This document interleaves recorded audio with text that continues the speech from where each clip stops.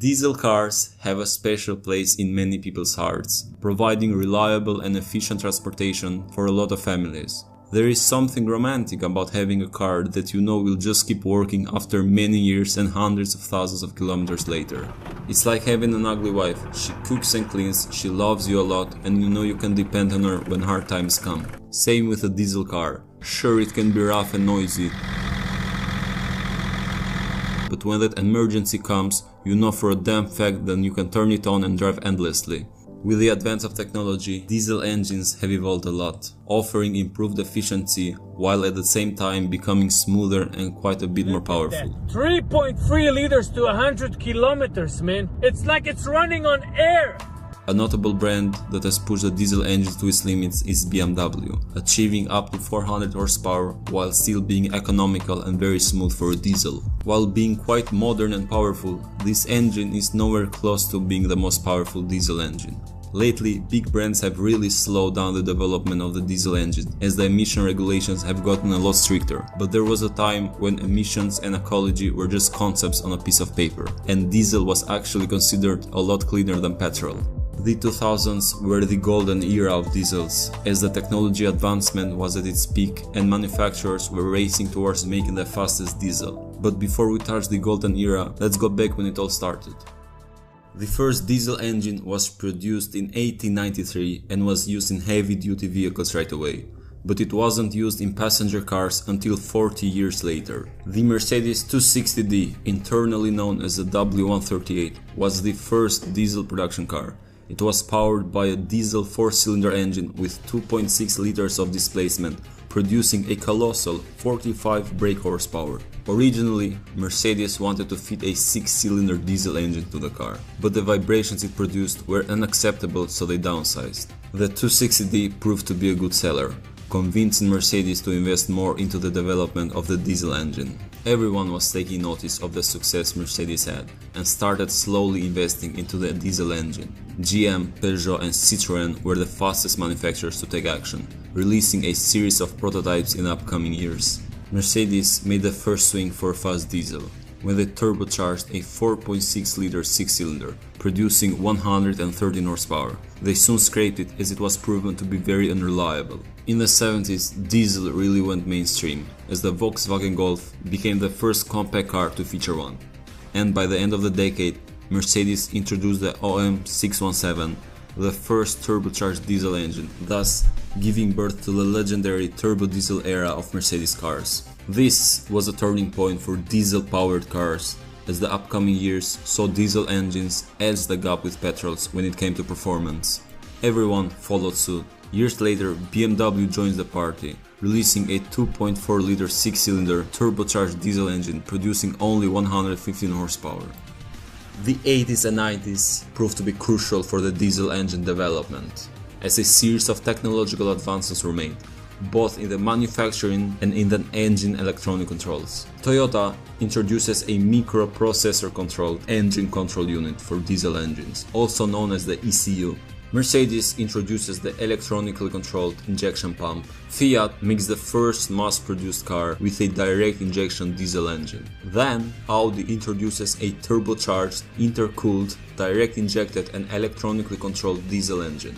BMW wins the 24 Hours of Nürburgring with a modified E36 that had a 2-liter diesel engine that produced 240 horsepower and averaged during the race a fuel consumption of only 23 liters for 100 kilometers, which was half of the fuel consumption that the petrol cars had. The start of the new century marked the golden age for diesel cars, as the upcoming years would result in the craziest diesel engines we will ever see. The thirst for diesel torque from customers was increasing. This led to the Germans to mass-produce V8 diesel engines. First was Mercedes with its OM628, a 4-liter V8 initially producing 250 horsepower, but as time went by they bumped its power up to 320. This engine had an aluminum block, which is very unusual for a diesel, as iron is the first choice against the high compression ratios. But Mercedes engineers didn't seem to care about physics and made an aluminum block handle a 18.5:1 compression ratio. To put things into perspective, the latest AMG 4-liter V8, which also has an aluminum block, has a compression ratio of only 10.5:1. followed by BMW with the M67, which was a quite advanced engine for the time, as it features a common rail direct fuel injection, twin turbos using double overhead camshafts and 32 valves. Initially 3.9 liters and 245 horsepower. Later it had its displacement changed to a 4.4 liter and was able to produce more than 300 horsepower. It won the Engine of the Year award for 2 years in a row. And Audi initially released a diesel V8 with a displacement of only 3.3 liters. It was as advanced as the BMW V8, putting out 225 horsepower, making it proportionally first in the power to displacement ratio, with more than 67 horsepower per liter. Just 3 years later, Audi released a 4-liter V8, producing 275 horsepower and 650 Nm of torque, being the most powerful diesel at the time of the launch. This was only the beginning of the diesel insanity, as what was about to come next was not expected by anyone. Volkswagen dropped a fucking bomb in 2003, with a 5-liter V10 diesel producing over 300 horsepower and 750 Nm of torque.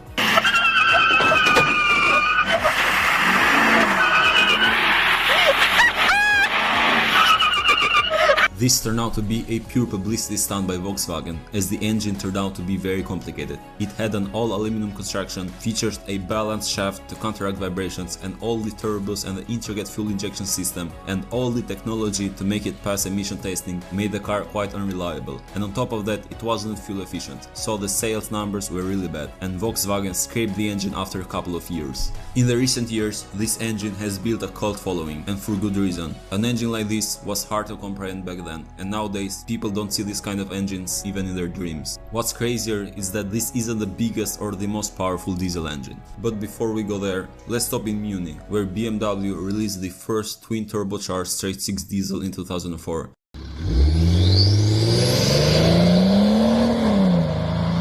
The M57 was a 3-liter 6-cylinder diesel engine, and with the help of 2 turbos it was able to produce almost 290 horsepower and 600 Nm of torque, which wasn't far off the Volkswagen V10. This engine made a huge impact in the car world and led the way of all the modern diesel engines to come. It was the first engine that could have a fuel economy of less than 7 liters for 100 km while producing 600 Nm of torque. In the meantime, Audi decides to take the diesel engine to the racetrack, dominating the 24 Hours of Le Mans in 2006, winning 36 out of the 48 races it took part in, showcasing the capabilities of the diesel engine. To commemorate this insane success, Audi does the most logical thing and puts a V12 diesel engine inside the family SUV, creating a monstrosity with 4 wheels.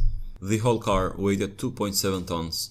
Normally, all this weight would be very difficult to move around, but not here, as the 6-liter V12 produced 500 horsepower and 1000 Nm of torque, which is more torque than most supercars today. This would be the end of diesel golden era, as fuel emission regulations got way stricter, making car manufacturers end production of any diesel engine with a bigger displacement than 3 liters. The last true innovation towards the development of the diesel came from BMW, strapping not 2 but 4 turbos to a 3-liter 6-cylinder, producing around 400 horsepower. Recognizable from the 50D badge, this crazy engine was powering BMW's biggest cars, like the 5 and 7 series, and SUVs like the X5 and the X7. The final blow to the diesel engine came in 2015, when the EPA found out the Volkswagen Group had installed software in its diesel engines to cheat on emission tests. This software, known as the defeat device, could detect when the vehicle was undergoing an emission test and would activate full emission controls only during the test. Under normal driving conditions, the cars would emit up to 40 times more nitrogen oxides than allowed by law.